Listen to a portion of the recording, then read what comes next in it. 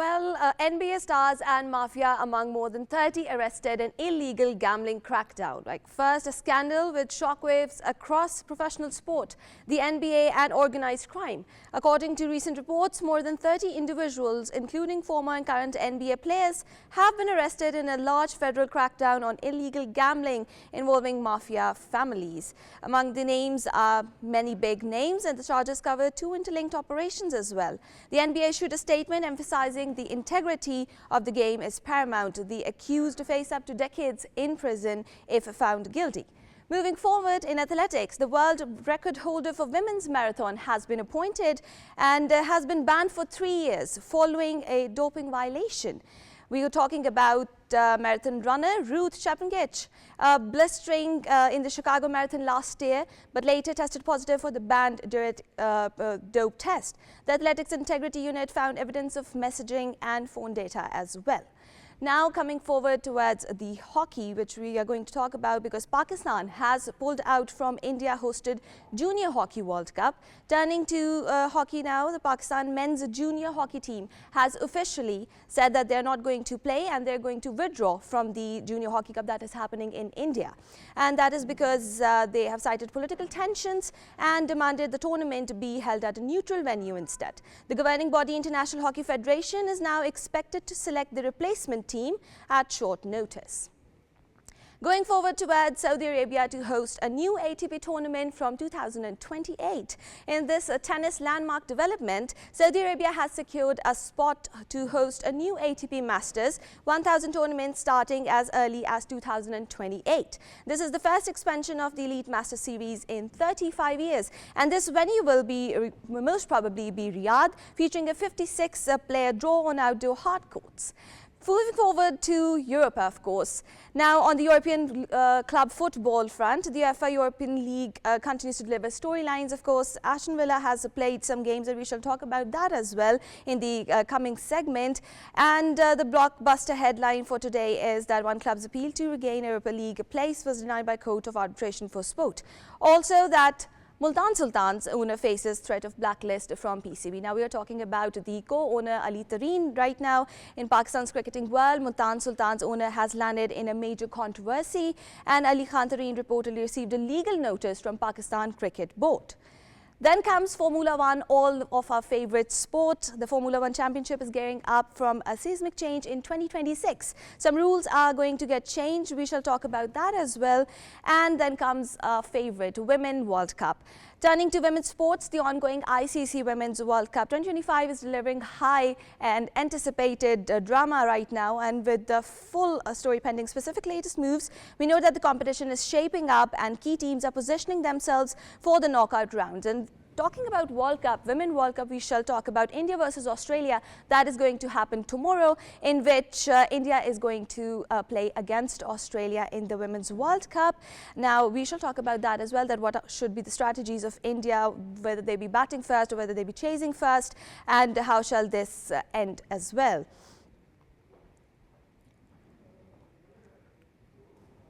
Now, viewers, we have been joined by Ali MEHDI, our sports analyst, and he is going to talk with us about the first headline we have talked about, NBA, of course. The stars and mafia, among them, have 30 been arrested who were involved in illegal gambling crackdown. Now, Ali, how are you doing? Welcome. Thank you for having me, Natalia. Well, Ali, we'll start with this story, NBA. It's a big, big news that they have been found. There have been players and big names who have been found in this gambling conflict and story. What details do you have? Well, first of all, Natalia, this is the biggest crackdown in, I would say, in betting, sports betting in the US for a very, very long time. This was an incident which there's been several incidents which had been happening over the past 3 years.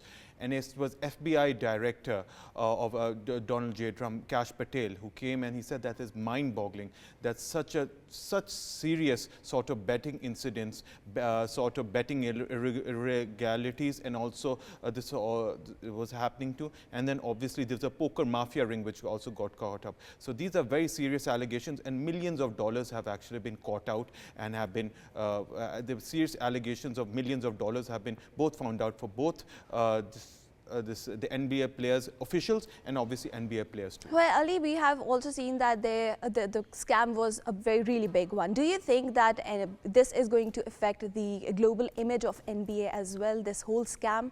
Yes, I think it's a very serious matter.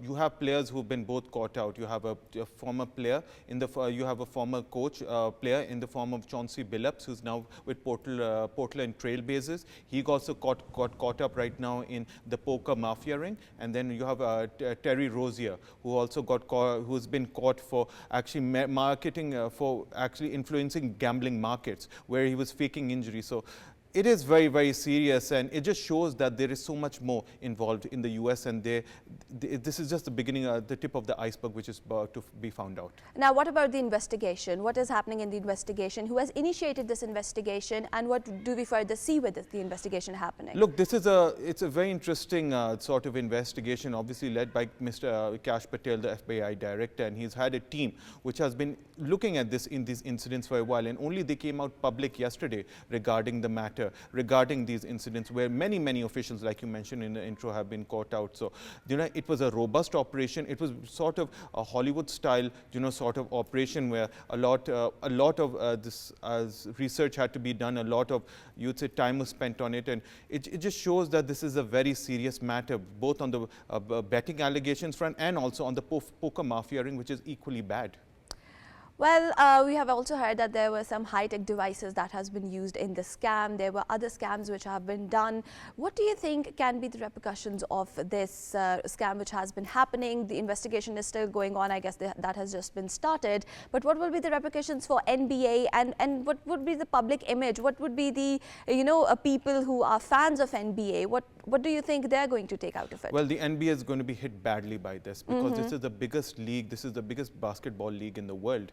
And for them to be hit by such a serious allegation is really going to dent their image. But you're talking about the poker mafia ring, where Chauncey Billups, who was the Portland Trail Blazers coach, he was actually caught, and he was involved in this poker mafia ring. Now, this poker mafia ring is very, very interesting, because 5 or 6 of the biggest mafia families in the US, all of Italian descent, they're always involved in this. But this was the first time they involved NBA players and officials, and in that was obviously Chauncey Billups, the Portland Trail Blazers coach. So he's been found out, and he's the biggest high profile. There are also more people from the NBA who are yet to be declared, but it just shows that lots of millions of dollars have been frauded in this, and I expect that over the upcoming days, the whole research team and obviously this Kash Patel, the FBI director, is going to disclose further details. Do we expect that there shall be more big names coming out of NBA, the names you have taken? Are we expecting some more of them coming out in this scam operation that has been done? I would say so. I would say so that more players are going to be, because obviously the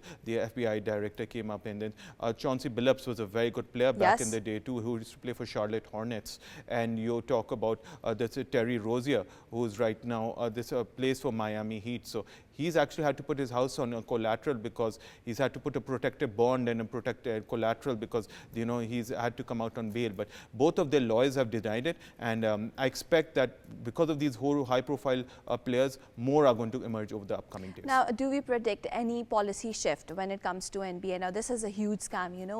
A league like NBA, people just love it. And baseball is something that it's a backbone for US, if you talk about. So, do we expect a policy shift? Do we expect some, after the investigation happens, some changes in the format, some changes in the legalities regarding this scam which has been done?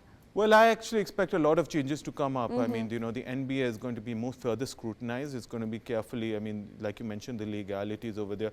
Online betting is a serious problem in the US. It's been there for a long time. So I expect that online betting with the NBA, you will see it being more stringent towards it. You will see players being very more scrutinized towards it, no more online gambling for that matter, and players are going to be looked under a microscope, under an eagle eye, because this cannot go on for longer. This is a very serious fraud which has happened in both in the poker ring mafia scandal, and obviously faking injuries for gambling markets. So I do expect that the NBA while its image is going to be clearly dented, you could say that the people are going to, the officials and obviously the league legal teams are going to closely watch that such incidents won't happen again.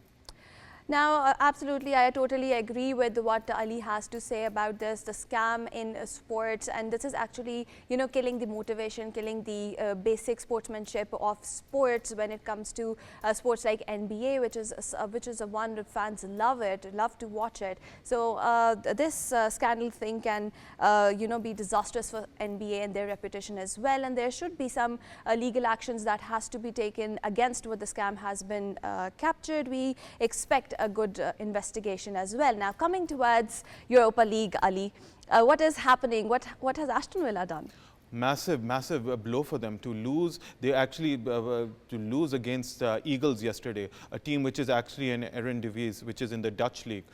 They started off very well. They got a goal in the 4th minute too, and then after that, this Flygo Eagles actually managed to get 2 quick goals later on in the second half. But for them to miss a penalty, it's mind-boggling, and it's very serious because they've missed so many penalties this season. And over the past couple of years, they've had 12 and they've missed like 6 and one converted like 6. That's like a 50% ratio. That is very worrying from Aston Villa's point of view. Whilst they have been doing well in the league, in the English Premier League, when it comes to Europa League, they've been very poor. I mean, they should have really put their authority on this game, but to go to Holland to lose against a team which is 12th in the league is very worrying for them.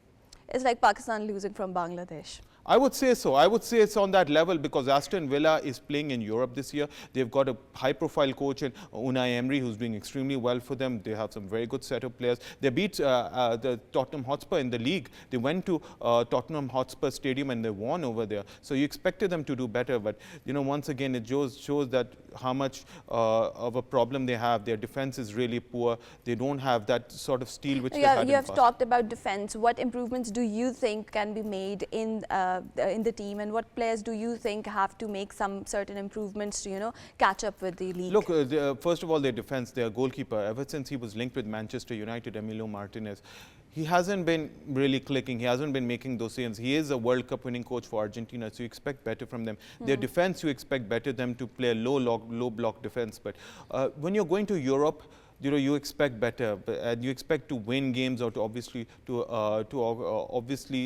or at least to draw games and to play better football. But creatively, while the defense has done okay, is up front, but they've been really missing up front. Ollie Watkins hasn't been performing for them. He is their star man.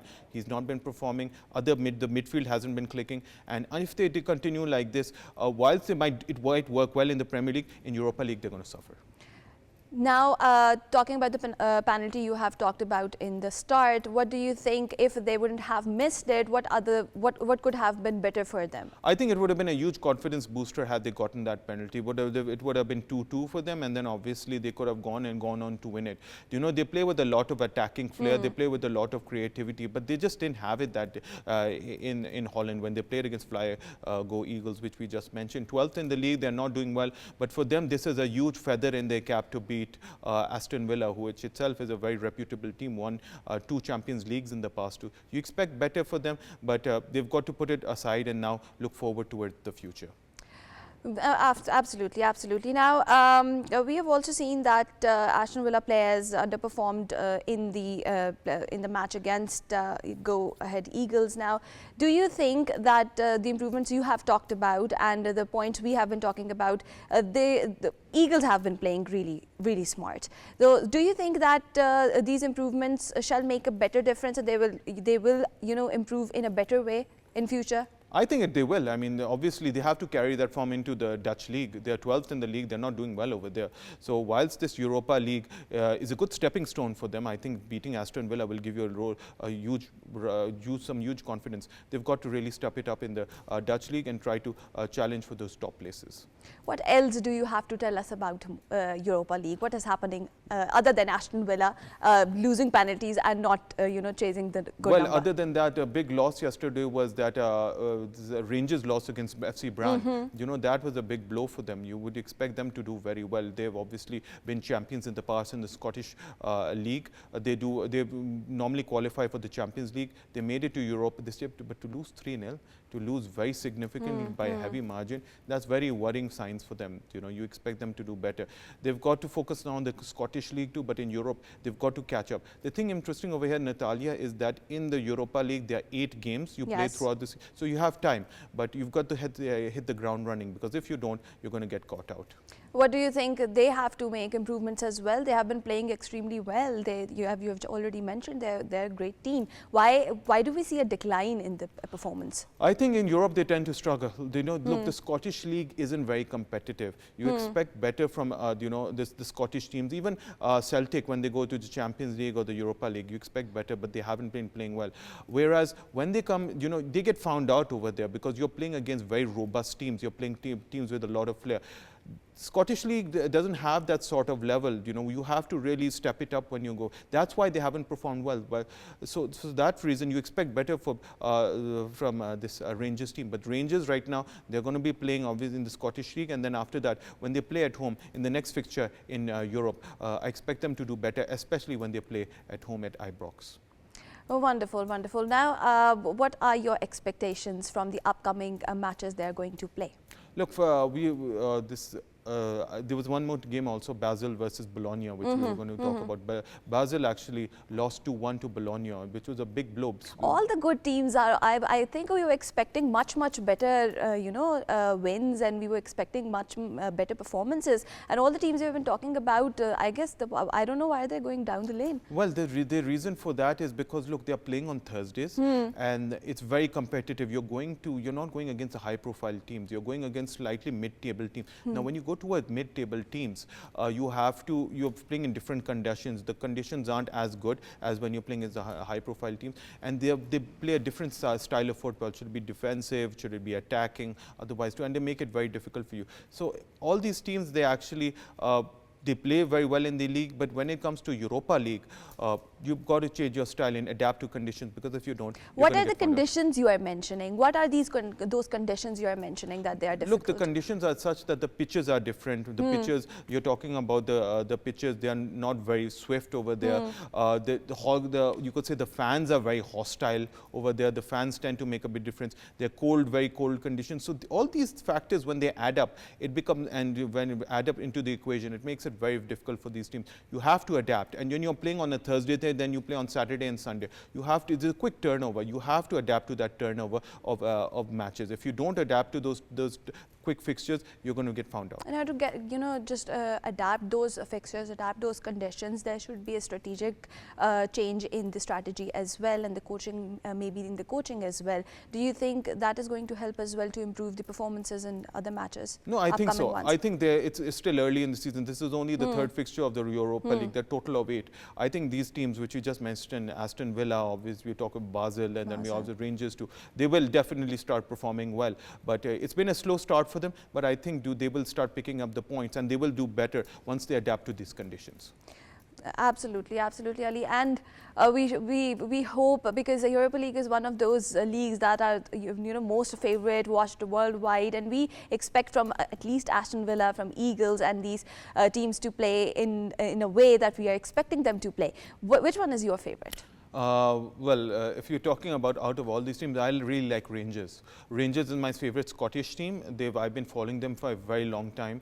I want them to do well in Europe, because it's good to have Scottish teams going forward. They probably don't make it to the upper tier, which is the Champions League. But when you're playing in Europe, you expect them to do. They're doing very well in the Scottish League, but in the Europa League, you expect them to do. And I really hope they do well after getting battered 3-0. You have mentioned Scottish leagues as well. Is it like more, as you have said, that it is less competitive?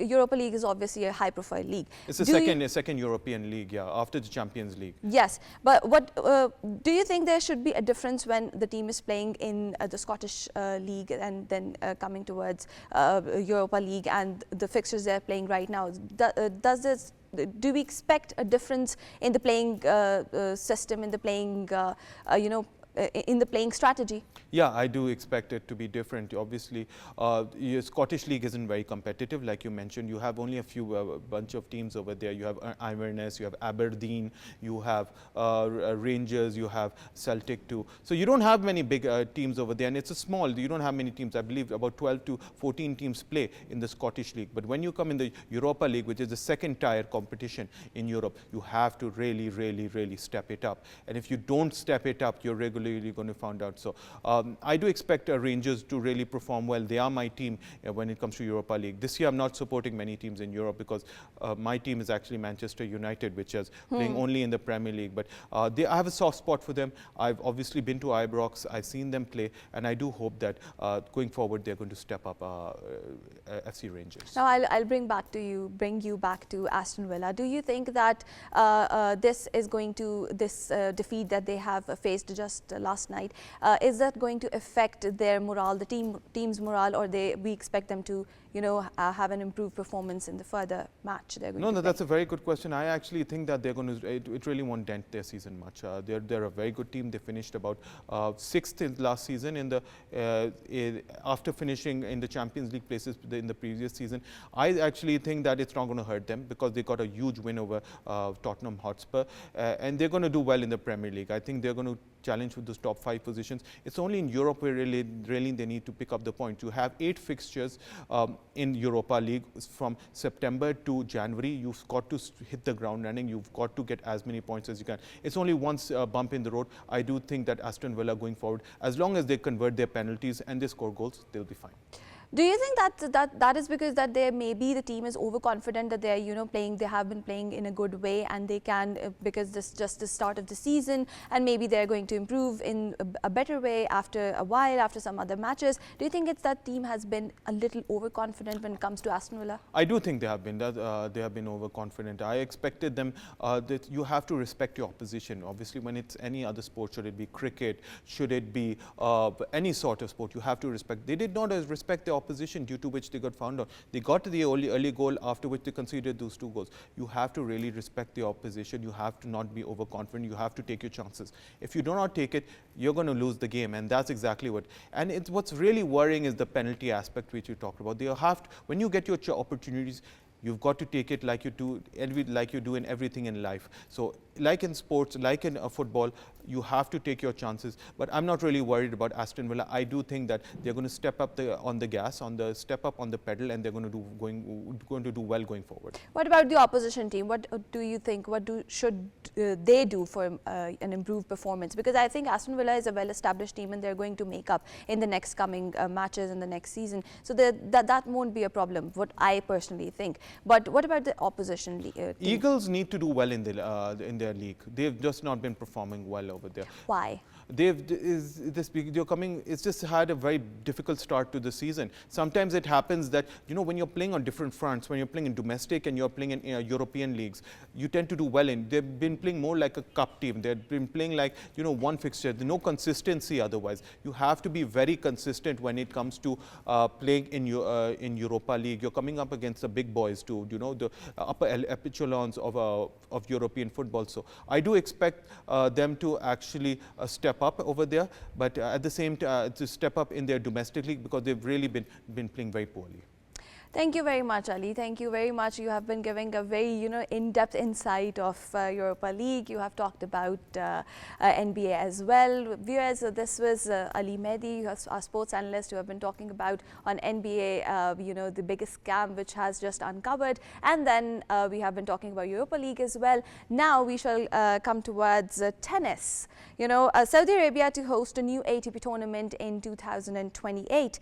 In this landmark development, Saudi Arabia has secured a spot to host a new ATP Masters 1000 tournament starting as early as 2028. This is the first expansion of the Elite Master Series in 35 years. Now, this is a big one.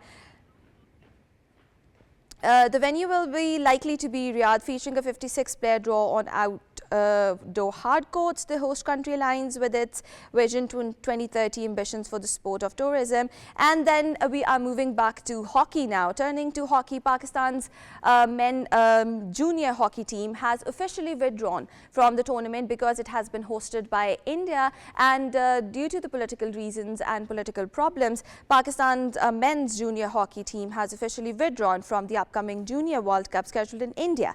They cited political tensions and demanded the tournament be held at a neutral venue, which we expect that happens. We have been joined by WAQAS, our sports analyst, and welcome to the show, WAQAS. Thank you so much. Thank you. Glad to be here. Now, WAQAS is a hockey player, and we shall ask him about this big change that Pakistan men's junior hockey team has taken. This is a big decision, WAQAS, that they have withdrawn from the tournament which was about to happen, which is going to happen in India. Do you think this is going to affect on the young hockey players of Pakistan? The team has just started to, make a comeback in hockey. Do we see that this is going to give a bad shift in their morale? Yeah, as you've seen that we have played a very good tournament in the Johor Bahru. That if we go to the past, our history, that our team couldn't perform very well in Johor Bahru Cup. Especially this team has played a really good, produced a really good result. Although we are in the fourth stand, but we played against the strongest team in the Junior World Cup. So we have a potential to win these matches, and we play a very good match against the India.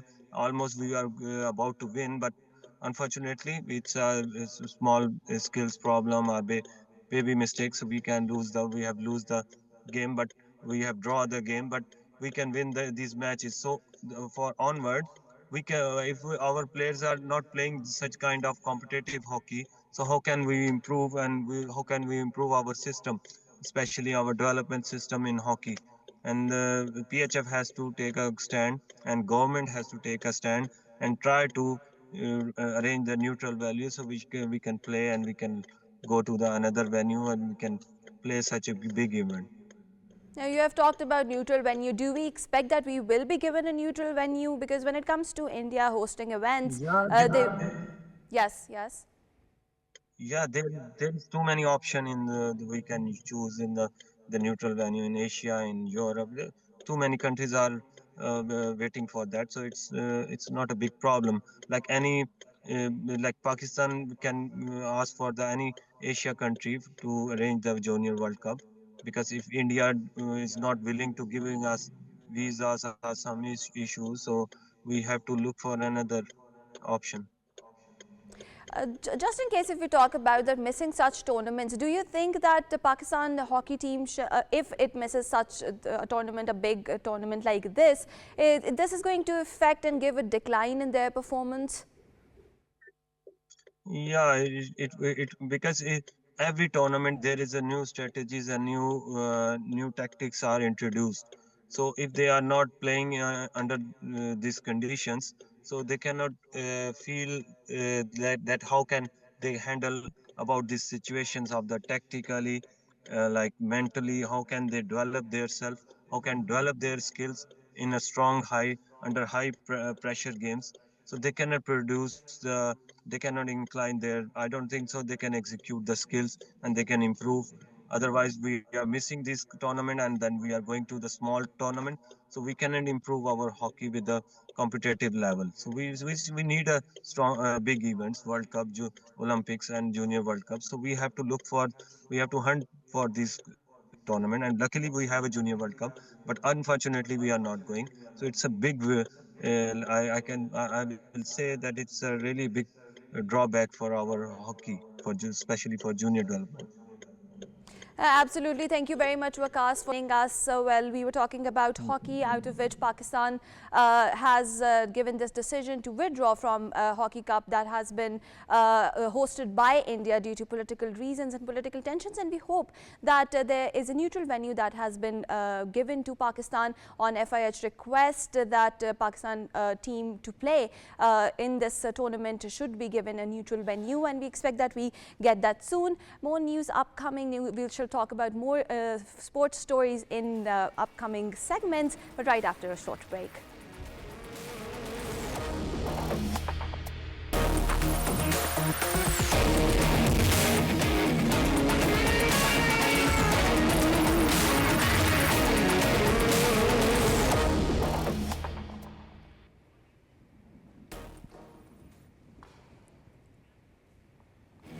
Welcome back. I'm Natalia Bakir and you're watching Scoreboard. Now we have been joined by Mohammad WASI Shah, sports analyst. Welcome to the show, sir. Thank you so much. Now we shall talk about World Cup, Women World Cup, that has been making a lot of headlines and a lot of news. And as a Pakistani, we have been expecting a lot from women, Pakistan women team as well. But there are other things we shall talk about as well in this segment. Sir, what are your expectations from the upcoming matches that are going to happen in Women World Cup? Thank you for having me, first of all. And you know, when you see the World Cup and you expect these 4 or 5 teams to perform well, South Africa, Australia, India, New Zealand, England, but New Zealand have not been up to the par the way they've been performing. They are the current women's T20 world champions, but the game against Australia, they were beaten very harshly, so they couldn't come back from that, and they got into a shell or whatever. Only Sophie Devine was performing well. The Melia Kerr, you know, especially the spin department of New Zealand was not able to perform the way they were, and they were hit by a few rain affected matches as well. But when you look at Australia, the way they've been performing, I've always said that there is Australia a daylight between and then the other teams. So, and another, I was watching something, and there was that Women's World Cup is a team that 7 teams compete to play Australia in the final. Yes. So at a point in time, you have to beat Australia to win the World Cup. And the way yesterday India batted, they were under immense pressure from the media, from the people who were trying to say that we've been investing equally on the men's cricket and the women's cricket, the women's IPL and all that, but they were on the verge of being eliminated from the World Cup. But the way Smriti Mandhana and Pratika played, Smriti is a very experienced player, but the way Pratika played, that shows the talent and that shows the process behind everything they've been doing, and that was immensely good. And then the start-stop yesterday as well hurted New Zealand, but at the same time now we have the semi-final lineup. How will it pans out? It depends on the last few games results, but Australia, South Africa, England and India are, you know, these were 4 teams we were looking in the semi-final, especially India, because the World Cup was in India, and their conditions would have helped them, and that's what. But don't you think that being a World Cup held in India, India would have been, we were expecting India to perform a little more better than what they have. Don't you think there are still a lot of weaknesses when it comes to India, and also that a team like Australia, you know, they are the power team right now. You rightly said that we were expecting India to be right up there at number 1 or number 2, because they were at their home, but they couldn't perform, and that's why I started with that point that their media were criticizing them just because of that, that if you are not able to win in India, where will you win? Of course. So that was the problem, but in the end somehow they've just crawled into that top 4, and they will be playing the semi-final. And now the interesting part is whether they will be facing England, South Africa or Australia, because the last games are still to be played, the group stage games. So for us, being the analysts of the game, I personally believed that India would be somewhere up at number 1 or 2, but they weren't able to perform well. And equally, when you see Australia, they've been in deep trouble 3 or 4 times. They were 70 odd for 7 against us in the game against Pakistan. They were 125 for 5 against New Zealand in that first game. Ash Gardner came to the rescue. Then they have Alyssa Healy, Phoebe Litchfield. You name the stars, and they have it. They have 11 superstars and match winners in their team. So that's why they are up there. Now, India versus Australia, what are your expectations?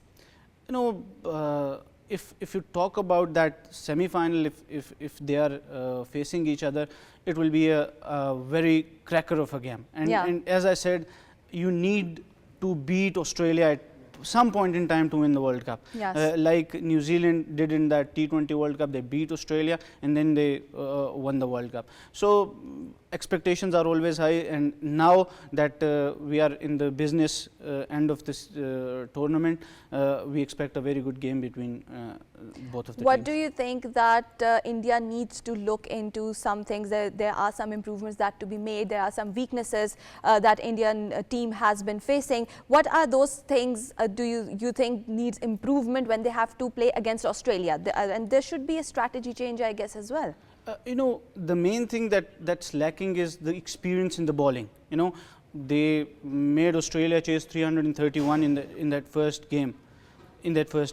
So now, if you see that, they need to perform well while bowling second. There have been due, there have been all the things, but you need to perform well in all the departments, especially the fielding department. They've been dropping a few too many catches, but when you look at all the performances they've been doing, the bowling remains a concern for India, and they will have to bowl really well to get rid of Australians. Now, viewers, we have been talking about a big headline that has made to our ears, and that is that PSL, you know, Multan Sultans co-owner Ali Khan Tareen has publicly defied by Pakistan Cricket Board after receiving a legal notice. And the most interesting part is that how Ali Tareen has responded to that legal notice. On his social media account, he has uploaded a video in which he has given a response back to the PCB's legal notice, and PCB had just given him the notice in which he was expected and told to publicly apologize for the remarks he made earlier, and also the repercussions of this notice which he has received, and the way he has responded back to that notice is that he may be may be blacklisted from holding this franchise. There are so many questions regarding this. You know, PSL is a big name, and people specifically Pakistan, for the local cricket, you know, it's a very important league. Do you think that this incident of, you know, publicly being given a legal notice and publicly criticizing the governing body, this is going to impact PSL in a bad way? What do you think? It started back early this year, and I said at that point in time this is disgusting, and I'll say this again from Ali Tareen, because when you are working with an organization, you have pros and you have cons. But if you want it to be better, you sit down with someone in a room, in a conference room, you tell them these are things that could be better. Going to a podcast and doing all that was never good for the fame of PSL, and for himself, I believe as well. He's a proudly he always say that I am promoting sports and all that, but he's not doing that. He's doing it negatively on Pakistan cricket, and now the way his video emerged last night, that was even more disgusting, and he should have apologized the way he accused PSL. And for us, PSL is our brand, and we will always stand with that. You know, there are always room for improvement in any organization, and if you are very supportive, you come, sit down, and do you see a solution happening? Do you think after what the video he has released, there is a solution which still stands?